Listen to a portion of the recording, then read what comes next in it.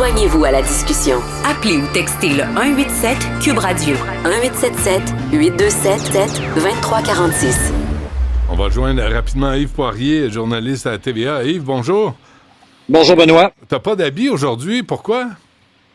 Parce que je participe volontairement avec des citoyens du quartier Hochelaga-Maisonneuve à une opération qu'on a baptisée On s'en occupe. On est en bordure de la piste cyclable où tu retrouves beaucoup de campements d'itinérants. Le problème, c'est qu'il y a énormément de déchets en bordure de la piste cyclable. Les citoyens sont exaspérés, multiplient les appels 3-1, me disent-ils, pour demander à la ville de nettoyer. Il y a eu effectivement du nettoyage au cours des dernières semaines, mais le problème est récurrent, Benoît. Alors, tu te retrouves avec une panoplie de déchets de toutes sortes, comme par exemple des micro-ondes que tu retrouverais en principe dans une cuisine, mais là, c'est en bordure de la piste cyclable ici dans le secteur Bourbonnière. Tu as également, écoute, je sais qu'on est à la radio, mais ce que je vois derrière moi, c'est comme une console qui a peut-être déjà appartenu à une station de télé à Montréal, qui servait probablement au montage dans le temps de reportage. Qu'est-ce que ça fait ici? Tu as des planches de bois, du carton, du plastique, du métal, toutes sortes de cochonneries, là, pardon l'expression, mais c'est vraiment ça. Des déchets qui ne devraient pas en principe se retrouver ici en bordure des quartiers résidentiels. Mais... les gens en ont assez, puis certains d'entre eux ont baptisé Hochelaga le quartier le plus insalubre de Montréal. Ah oui, mais il n'y a pas de col bleu au travail? Il n'y a personne? Il me semble que ça fait partie de la job de la Ville de Montréal. Ben, je suis avec deux citoyens là, qui sont à quelques mètres de l'endroit où je me trouve. Ils sont, au moment où on se parle, Benoît, en train de loger un appel 311 dans le but de réclamer immédiatement, si possible, la présence d'employés de la Ville de Montréal pour venir nous donner un coup de main ce matin pour nettoyer le quartier, surtout en bordure de la piste cyclable où on est. Oui, c'est pas notre travail, je te le confirme effectivement. Là, on a comme une implication citoyenne, si tu veux, ce matin pour un peu alléger effectivement le fardeau. Les gens qui disent, écoute, comme je te le disais, on appelle régulièrement la Ville.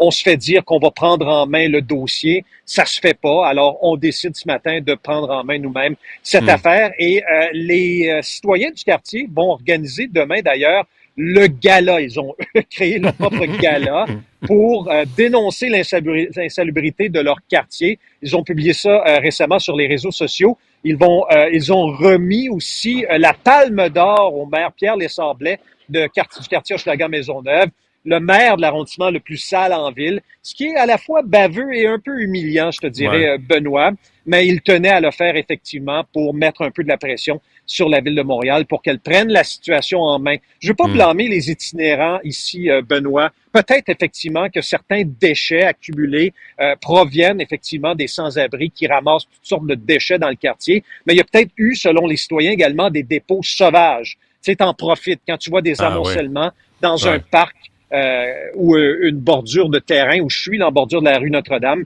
peut-être qu'effectivement, ça te donne le goût de te débarrasser de cochonneries là, que tu traînes à la maison depuis des années. Là. Mais Yves, ce que je comprends pas, là, c'est qu'il y a eu démantèlement. C'était quoi? C'était hier, avant-hier? Mais quand on démantèle des campements, on voit bien les vidanges, on voit bien les ordures. Comment se fait qu'il n'y a pas eu de lien entre la police qui vient superviser le démantèlement puis le service de la voirie ou l'école bleue pour venir nettoyer? Mais il y a de la tolérance en ce moment. Le problème de la Ville de Montréal et des autres villes au Québec, c'est toujours où est-ce qu'on va relocaliser les sans-abri. Tu sais, dans le secteur où je suis, près de la rue Notre-Dame et Pineuf, là, et Bourbonnière, Benoît, tu as des gens qui se sont carrément aménagés des salons là, sous leur tente, sous leur toile. Tu sais, tu as des divans, tu as des barbecues. T'as toutes sortes d'objets, là. Je pense que t'as même un petit bar à un certain endroit, là. J'exagère pas, là, Benoît, là, vraiment. Il y a un gars qui m'écrivait hier, qui est dans le milieu d'itinérance. Il dit qu'il y a des vendeurs de drogue dans le secteur, de la prostitution également qui se fait sous certaines tentes ici établies et érigées près de la rue Notre-Dame. Alors, c'est un petit village qui s'est créé. Je pense qu'on dénombre à peu près 75 ou 80 tentes dans le secteur, là, entre Pineuf jusqu'au bureau de Télé-Québec. Là. Donc, c'est quand même sur une bonne bande de terrain. Graduellement, effectivement, Benoît, la situation commence à ressembler étrangement au scénario d'il y a 3 ou 4 ans, quand effectivement les policiers étaient intervenus pour démanteler le secteur. Parce que toute cette portion-là, rappelons-le, appartient quand même au ministère des Transports du Québec. Et puis, on le tolère. On le tolère. Benoît, je vais juste Ouais. m'adresser rapidement à un citoyen qui vient de loger un appel 311, si tu permets de le faire. Ouais. Alexandre, je suis en direct sur Cube Radio avec Benoît Dutrisac. Quel a été le résultat de ton appel 311?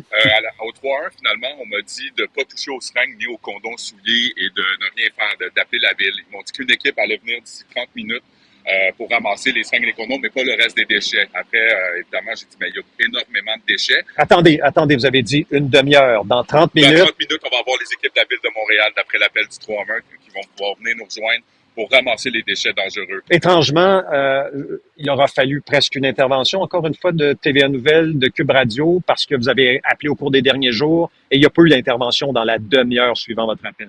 Non, absolument pas. Puis, comme vous avez croisé la citoyenne tout à l'heure, elle aussi a appelé. C'est une voisine ici, l'infirmière, qui a pensé qu'elle allait faire l'épicerie.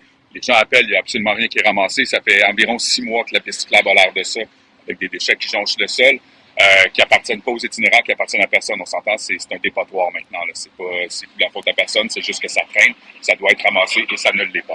Merci beaucoup. Alors, Alexandre, Donc, Alexandre Giasson, ouais.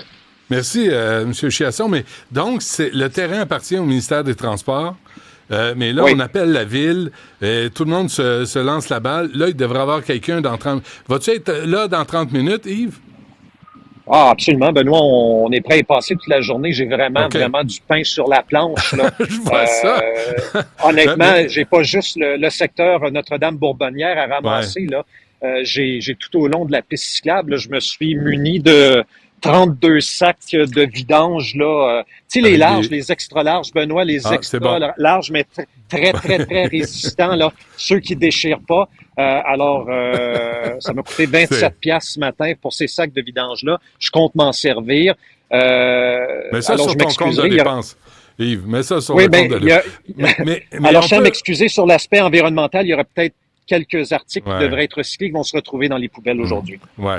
Donc, là, la ville s'en vient dans 30 minutes, juste pour ramasser les vieilles capotes puis les seringues. Mais le reste, on y touche pas. On choisit nos vidanges. Ben écoute, tu me connais, Benoît, je vais entamer une discussion avec les Oui, employés de j'en la doute pas. ville sur un ton très poli, en Oui. leur demandant au nom des citoyens, poliment, Oui. d'en profiter pour ramasser tout ce qui traîne au-delà des capotes usées et des seringues souillées. Reparlons-nous, Yves, avant ton départ, là, tu sais, parce que vraiment, moi, je veux être sûr que la ville est là dans 30 minutes, comme promis à M. Chiasson. Reparlons-nous avant midi, quelque part. Ça marche? OK, vous avez un chronomètre à Cube Radio? Oui, c'est parti. 30 minutes Merci, à pile. tantôt. Merci, Yves. Salut.